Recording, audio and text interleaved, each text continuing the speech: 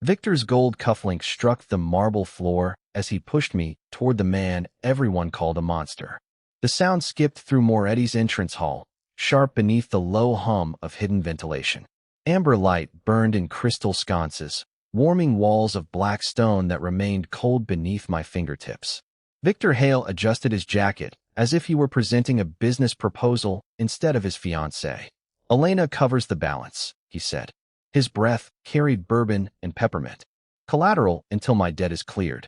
2 armed guards stood beside the carved oak doors. Neither looked at me. Dante Moretti did. He waited at the far end of the hall in a charcoal suit, one hand resting on a silver-headed cane he did not appear to need. The rumors had given him scars, cruelty, appetites without limits. The man before me offered nothing so easy to read. His face remained still as Victor placed a folded contract on the walnut table between them. You agreed to settle tonight, Victor added. I brought something worth more than cash. I'm standing right here, I said. Victor's smile tightened. Don't make this harder. For whom? The grandfather clock measured 3 heavy seconds. Dante opened the contract. Paper whispered beneath his fingers. Somewhere beyond the windows, tires hissed across wet gravel. The debt is $2 million for $100,000, he said. And you believe another human being satisfies it? Victor leaned closer, mistaking the question for interest. Her family estate will pass to her. She has connections and education. She'll cooperate once she understands the alternative. My engagement ring suddenly felt like a metal shackle. I pulled it off and set it beside the contract. The diamond clicked against polished wood. If you intend to trade me, I told Victor, you don't get to keep pretending you loved me. His jaw flexed, but he did not reach for the ring. Dante studied it, then me. Did you consent to this arrangement? No, the word landed cleanly. Victor laughed once. She consented when she agreed to marry me. Our finances are joined. Not according to the law, I said, or the agreement you made me sign. Victor seized my wrist beneath the table's edge. Dante's cane struck the marble once. Every guard in the hall turned.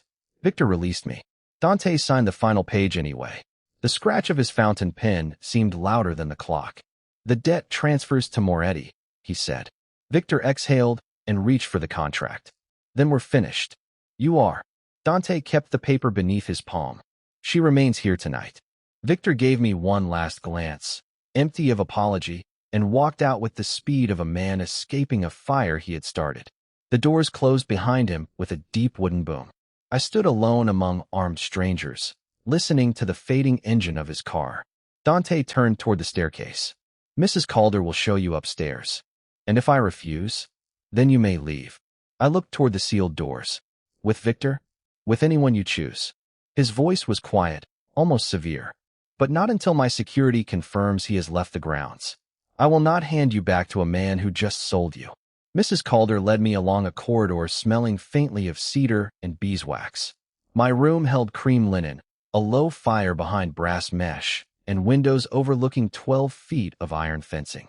She placed a small key in my palm. Mr. Moretti's instructions. I tested the lock. The key turned from inside. There was no exterior keyhole, only smooth bronze. When I looked back, Dante stood at the far end of the corridor, framed by dim gold light.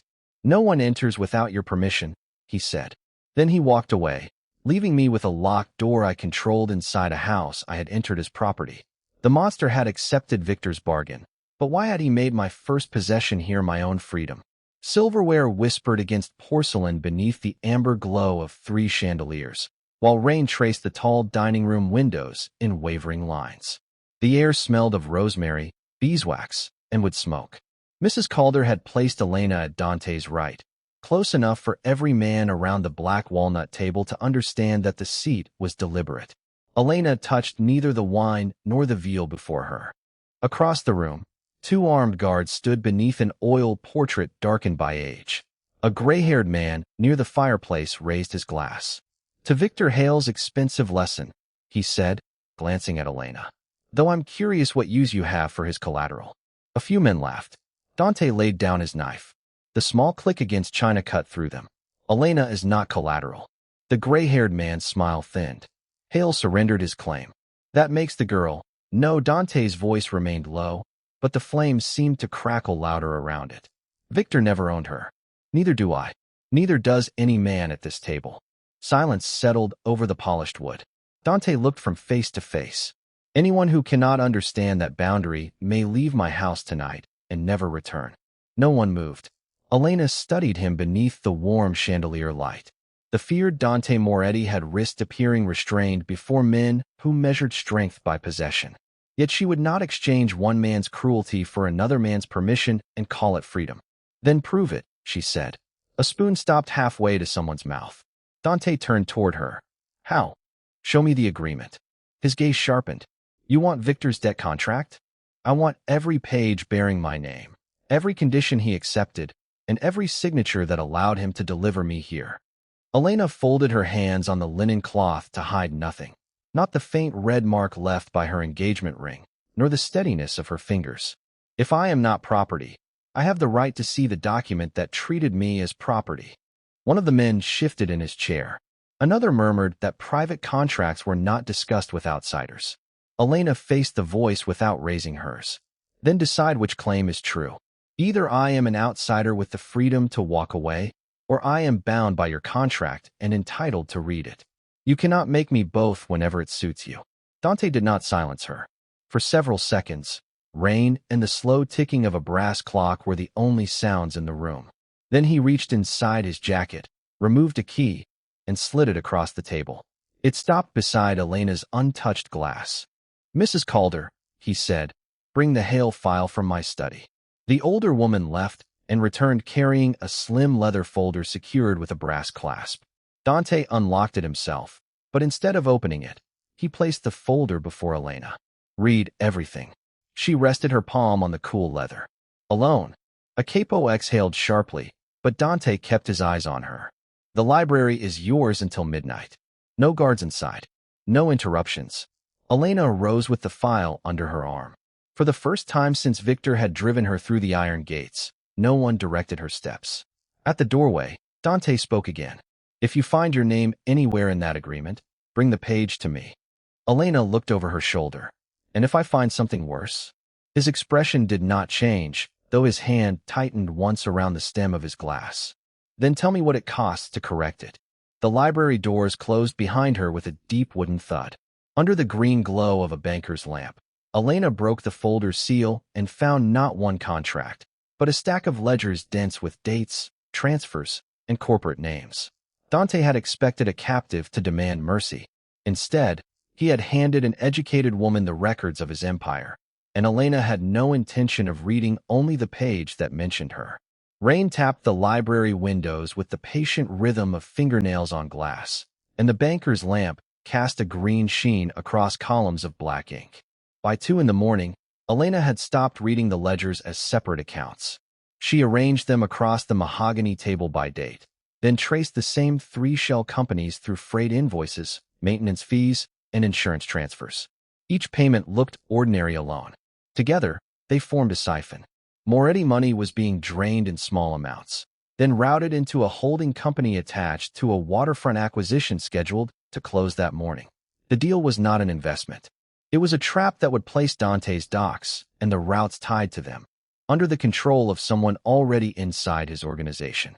At 9, heavy footsteps crossed the corridor. Mrs. Calder entered carrying coffee that smelled dark and bitter. Mr. Moretti is meeting with his capos. Elena closed one ledger. Where? 10 minutes later, 2 guards blocked her before a pair of walnut doors. Voices rumbled beyond them, accompanied by the dry slide of paper over polished wood. No interruptions, one guard said. Elena placed a freight invoice against his chest, then explained to Mr. Moretti why you let him sign away his waterfront. The doors opened behind him. Heat from the fireplace rolled into the cooler hallway. Around the long table, men in charcoal suits turned toward Elena, their faces hardening at the sight of Victor Hale's discarded collateral carrying Moretti records in both hands. Dante sat at the head beneath a brass chandelier. A fountain pen hovered above the signature line before him. You were given access to the library, he said. Not this room. Elena crossed the carpet anyway. Your permission ended where your loss began. A capo with a silver tie rose halfway from his chair. Remove her. Dante lifted one finger. The room stilled except for the crackle of burning oak. Elena laid 3 ledgers beside the contract, followed by invoices marked with matching dates. Bellwether Shipping pays North Quay maintenance. North Quay transfers the money to Arden Holdings. Arden owns the lender financing this purchase. She rotated the final page toward Dante. Once you sign, a manufactured default gives Arden control of the docks. The silver-tied capo gave a thin laugh. Accounting coincidences. Elena looked directly at him. Then why did your authorization code approve every transfer? No one moved. Dante lowered his pen and compared the numbers. His gaze traveled from the invoices to the man across the table, whose knuckles had gone pale against the leather chair. How long? Dante asked. At least 14 months, Elena replied. Long enough to learn which amounts your people would ignore. Dante tore the unsigned signature page once, then again. The sound was soft, but every man at the table heard it. Freeze the waterfront accounts, he ordered. No one leaves the estate until the authorizations are verified. The guards shut the doors. Lock struck metal with 2 blunt clicks. Dante turned to Elena. You just broke the only rule that keeps strangers alive in this house. Then stop calling me a stranger when I'm the reason you still own it. For one suspended second, firelight sharpened the scar along his jaw. Then Dante pulled out the empty chair at his right, the place no outsider had been permitted to occupy. Sit. Elena did, not as a captive awaiting judgment, but as the woman whose voice had stopped his empire from changing hands. Across the table, the silver-tied capo watched her with a hatred no ledger could conceal. Dante had given Elena a place among his most trusted men. In doing so, he had also shown every traitor in the mansion exactly whom they needed to silence. The scrape of a silver serving cart crossed the dining room like a blade drawn slowly from its sheath. Firelight moved over crystal glasses and polished mahogany, while the aroma of roasted lamb struggled against the colder scent of rain drifting through the tall windows. Mrs. Calder placed a black leather ledger beside Elena's plate. Dante remained standing at the head of the table. Effective immediately, every Moretti account is subject to her review, he said. No transfer clears without Elena's approval. Forks stopped against porcelain. Men who had served Dante for 20 years stared first at Elena, then at the empty chair on his right. The silver-tied capo leaned back, his ring tapping the stem of his glass. You're surrendering the books to Hale's discarded fiancé? His smile carried no warmth. A piece of collateral reads a few columns, and now she thinks she belongs at this table. Dante's fingers tightened once against the chair. He did not speak. Elena understood the silence. If he defended her again, every man present would call her his weakness. So she opened the ledger herself. Page 83, she said. The capo's smile thinned. You should learn when to lower your eyes. And you should learn what your own authorization code looks like. Elena turned the book around. A red tab marked 6 transfers totaling $780,000, each approved under the same encrypted signature connected to the waterfront fraud. The capo barely glanced down. Fabricated. Elena reached beneath the ledger and placed 3 bank confirmations on the table. Their paper edges whispered against the wood. Then explain why the funds passed through companies registered to your brother-in-law, why the withdrawals occurred within 11 minutes of your approvals, and why your security token accessed the accounts from your home address. The fire cracked behind Dante. No one touched a glass. The capo looked toward him, expecting rescue from the woman he had tried to reduce to an object. Dante only pulled out Elena's chair and sat beside it, leaving the judgment to her. Those accounts handled operational expenses, the capo said. Your expense reports list warehouses that have been vacant for 14 months. Elena slid a photograph across the table. Dust-coated windows. A rusted chain. No employees, no inventory, no business. You called me collateral because you believed humiliation would make me quiet. It won't make these numbers disappear. Color climbed above his silver tie. You have no authority over me. Elena closed the ledger. The sound landed harder than a shout. Dante gave me authority to audit this organization. Your own records gave me the rest. Dante finally moved. He placed the capo's frozen account statement beside the man's plate. Answer her. The capo's gaze traveled around the table, searching for one ally willing to challenge the order. Every face turned away. His chair pushed backward across the stone floor. Then, slowly, he lowered himself onto one knee, not before Dante, but before the woman he had publicly insulted. I authorized the transfers, he said, and concealed the recipients. Elena's eyes stayed level. Say what you did. His jaw worked beneath the amber light. I stole from the Moretti organization. The room went silent. Dante had risked his standing by giving Elena power, but she had made that power undeniable without hiding behind him. When the capo was escorted away, Dante set a brass key beside her hand. The audit office, he said. Its files, staff, and locks answer to you now. Elena closed her fingers around the cold metal. Across the table, several veteran capos watched her with something more dangerous than contempt: calculation. Dante had offered her a seat. By midnight, Elena possessed an office capable of deciding which men would still have seats tomorrow.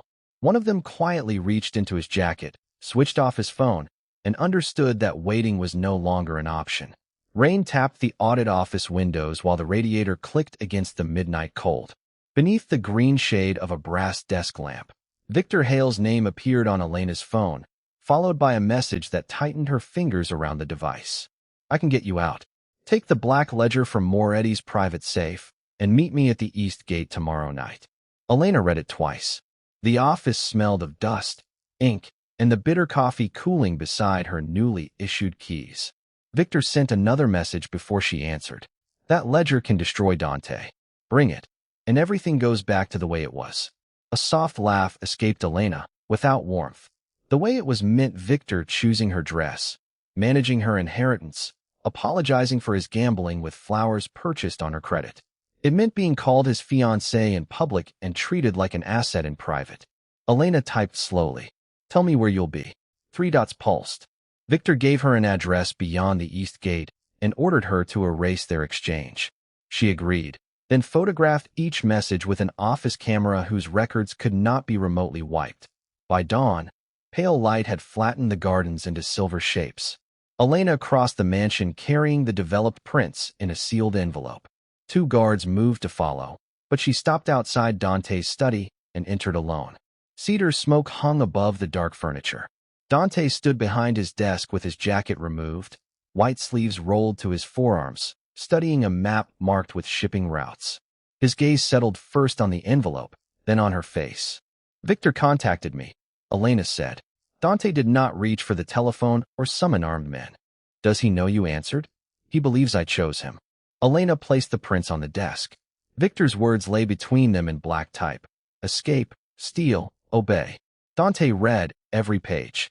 The clock behind him counted 7 measured seconds before he looked up. You could have taken the ledger, he said. You could have walked through the East Gate and traded one man's control for another. Elena slipped the audit office key from her pocket and set it beside Victor's messages. The brass struck the walnut with a clean, hard note. I did not bring these because I belong to you. I brought them because Victor does not get to decide who I betray, where I live, or what happens to me next. Dante's hand remained flat on the photographs. For once, the feared boss offered neither protection nor command. Then you decide. Elena reclaimed the key. She went to the office switchboard, ordered Victor's access credentials revoked, and instructed the gatehouse to admit him nowhere on the estate. The decisions carried her authorization, not Dante's. When she returned, Dante had placed the messages inside a steel evidence box. He expects you tomorrow night, he said. Let him. Elena turned toward the door, but his next words stopped her beneath the amber light. Victor knows about the private ledger. The rain seemed louder against the glass. Only 3 people outside that room should have known it existed. Dante locked the evidence box and slid the key across the desk, not toward himself, but toward Elena. Before tomorrow night, he said, choose whether we use his invitation or burn every path leading back to him. Morning light slid across the steel evidence box, pale and cold as a blade. Beyond the library windows, the estate gates stood open, their iron panels disappearing into a veil of silver fog. Dante placed Victor's debt contract on the marble hearth. Elena watched him strike a match. The sulfur flared sharp in the cedar-scented room, then touched the paper's lower corner. Ink curled. Victor's signature blackened first. The debt is gone, Dante said as the flames consumed the last clause that had delivered her into his hands. On the desk lay her phone, passport, and the key to a dark sedan waiting outside. No guards blocked the door. No conditions followed. Dante remained beside the dying fire, his hands empty. Whatever Victor planned, It no longer belongs to you. Elena closed her fingers around the passport. And the audit? We'll continue without you. The private ledger? Is my burden. His voice stayed controlled, but the muscles along his jaw hardened beneath the gray morning light. He had given her authority when it endangered his standing. Now he returned her freedom when keeping her would have been safer. Elena crossed the courtyard alone. Gravel cracked beneath her shoes. Damp air carried the smell of wet stone and clipped rosemary. At the gatehouse, the guard handed her a sealed, personal envelope intercepted after Victor's credentials were revoked. It bore Victor's legal office seal and her name in his handwriting. Inside was no plea for forgiveness. There was a copy of a signed disclosure agreement showing that Victor had traded Moretti family addresses, travel schedules, and household access protocols to a rival faction. A second page carried the price: cancellation of his gambling debt and safe passage out of the country. At the bottom, one paragraph concerned Elena. If she failed to return and publicly accused Dante of holding her against her will, Victor would release photographs and forge correspondence portraying her as Moretti's willing financial accomplice. Her family trust would freeze automatically under its morality clause. Her inheritance, her name, and every respectable doorway still open to her would close before sunset. The sedan idled 15 feet away, warm exhaust clouding the cold air. Freedom waited behind its unlocked door. Elena removed the key from the ignition and placed it in the driver's palm. Take the car back. The guard glanced toward the road. Miss Elena, Mr. Moretti ordered us not to stop you. You didn't. She tore Victor's thread in half, but kept the signed disclosure agreement. Then she walked through the open gates in the opposite direction, back toward the mansion. Dante was still in the library when the doors opened behind her.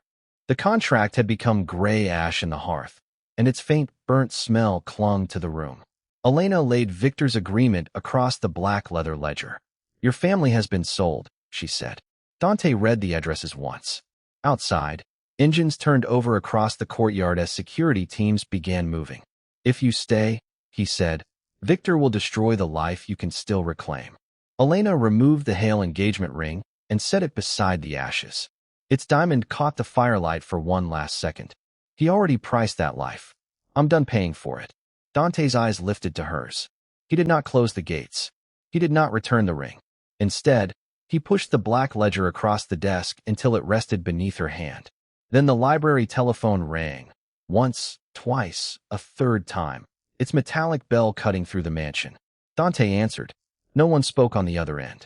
From somewhere beyond the estate walls came the low, synchronized roar of approaching engines. Elena turned the first page of the ledger. Call everyone home, she said. Victor just told them where to find you. This time, Dante obeyed. The first engine stopped beyond the east wall. Then another. Gravel crackled beneath rows of tires, and the library windows trembled inside their lead frames. The air smelled of ash, leather, and rain pressing against warm stone. Dante locked the black ledger inside the steel evidence box, but Elena caught his wrist before he could summon the guards. They already know your defenses, she said. Tell me what Victor thinks he knows about you. A dull impact sounded at the front gate. Dante looked toward the fire, where the last fragments of Victor's contract curled into gray powder. Then he crossed to the carved panel behind his desk and pressed his palm against it. A concealed door opened with a dry mechanical click. No weapons waited beyond it. No trophies. Only shelves of court transcripts, hospital invoices, death certificates, and photographs whose edges had yellowed with age. In the center stood a scale model of the Moretti waterfront, its oldest warehouse marked with a black ribbon. Dante removed one file. Paper rasped beneath his fingers. My father built his empire by trafficking people through those docks, he said. When I found out, I gave the records to a federal prosecutor. Rain began striking the glass in hard, scattered taps. Elena opened the file. The prosecutor's signature appeared beneath a sealed testimony, followed by a photograph of a burned sedan. Dante's mother and younger brother had been inside it. The retaliation had happened before an indictment could be filed. The families blamed me for bringing the law to our door, Dante continued. My father called mercy a disease. So I took his organization, buried every route he used, and made certain everyone feared me enough to believe I had become him. The monster had not been created by cruelty.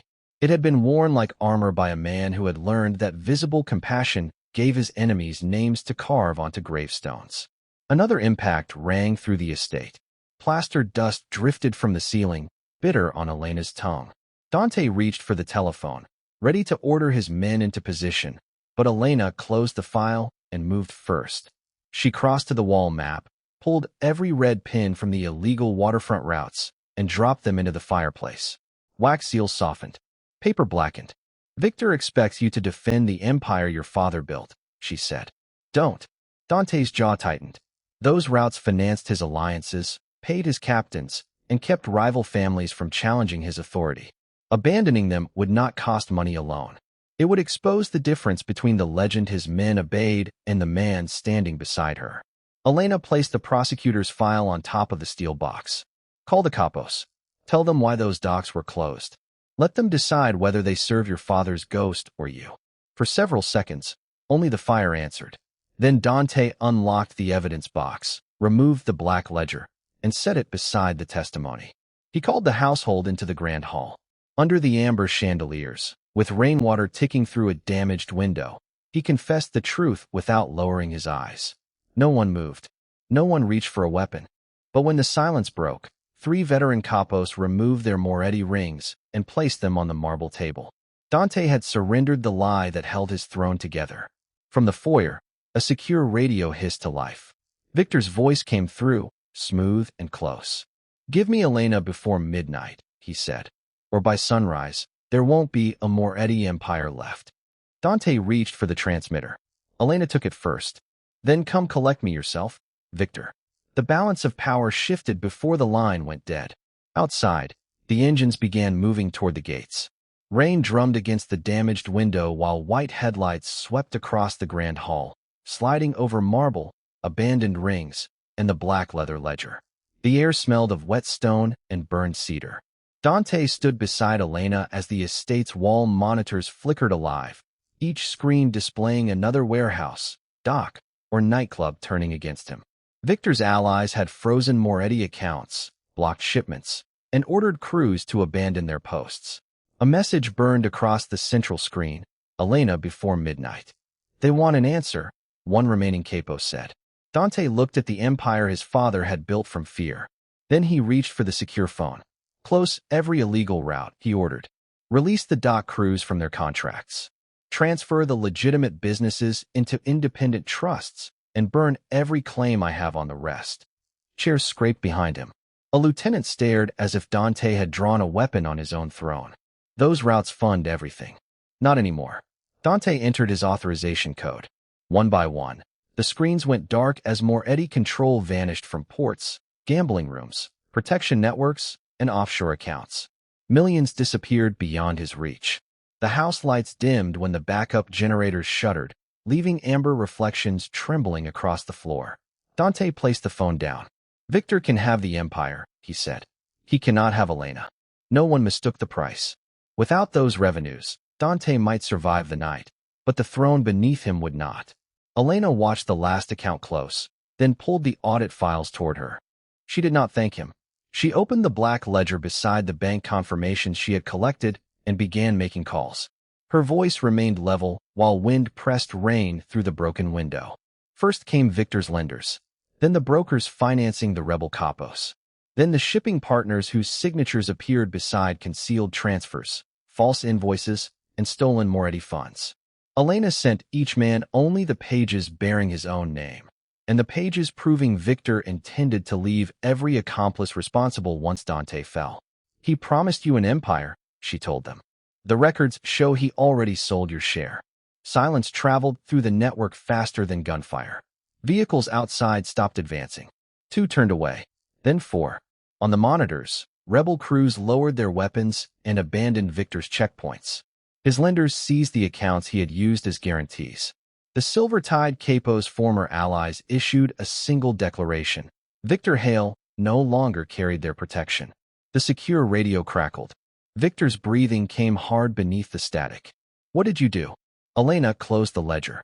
I let them read your promises. You were mine.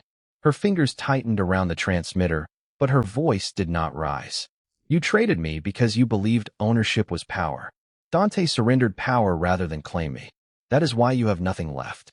The line filled with shouting from Victor's side, doors slamming, engines peeling away. Then the connection died. Around Elena, men who had once measured authority by fear now waited for her next instruction. Dante had destroyed the machinery of his throne to keep her free.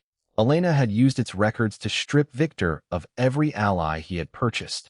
Yet beyond the gates, one black sedan remained beneath the rain, its headlights fixed on the house.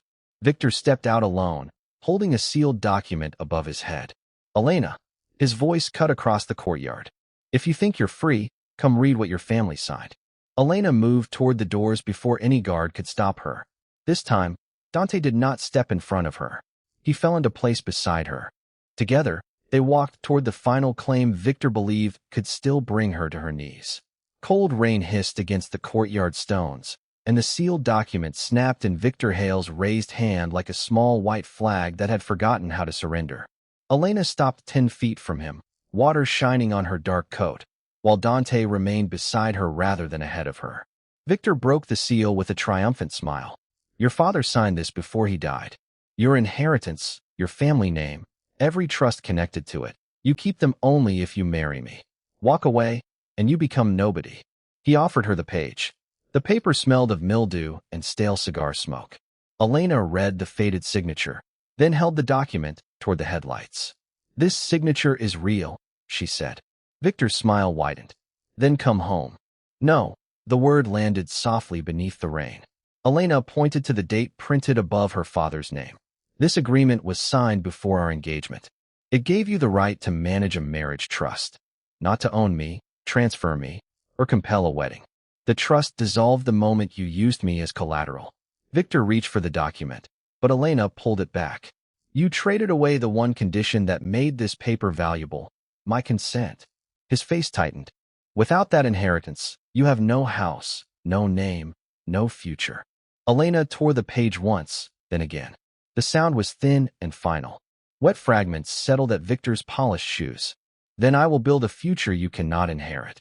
Victor looked past her toward the mansion, expecting Dante's men, Dante's command, Dante's violence. None came. The gates stood open. His allies were gone. Even the sedan's driver stepped out, placed the keys on its hood, and walked into the darkness. Victor was left beneath the cold headlights with nothing but rain and the ruins of a claim no one recognized. Remove him from the property, Elena said. The remaining guards obeyed her. Not Dante. Her. By dawn, amber light spilled through the estate's tall windows onto a long table stripped of weapons and old tribute ledgers. The surviving capos gathered in uneasy silence as Elena placed the black ledger before them. Dante stood at the far end, no throne behind him, no illegal revenues beneath him, only the consequences of the choice he had made.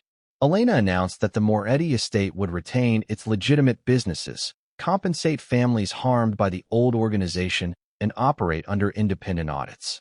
Anyone unwilling to accept those terms could leave without retaliation. 2 men rose. 3 remained seated. Mrs. Calder entered carrying a ring of brass keys and laid them beside the ledger. Dante picked them up, but instead of reclaiming them, he placed them in Elena's palm. Not as payment, he said. Not as protection. And not because anyone gave you to me. His voice lowered. Stay because you choose the life we build next, and lead it with me. Elena closed her fingers around the cool metal. Beside you, she answered. Never beneath you. Dante inclined his head before every witness in the room. It was not a lover's performance or an underworld coronation. It was recognition. Months later, the mansion's locked rooms had become offices, its hidden accounts had funded restitution, and the dining table where Elena had once been discussed as collateral now carried contracts bearing her signature first. Dante was still feared by men who remembered the monster, but power within those walls no longer belonged to fear alone. When he entered the room, he did not summon Elena to his side. He waited until she chose to stand there. And when she did, the entire house rose. Not for the woman a desperate man had traded, but for the queen no man had the power to make or unmake.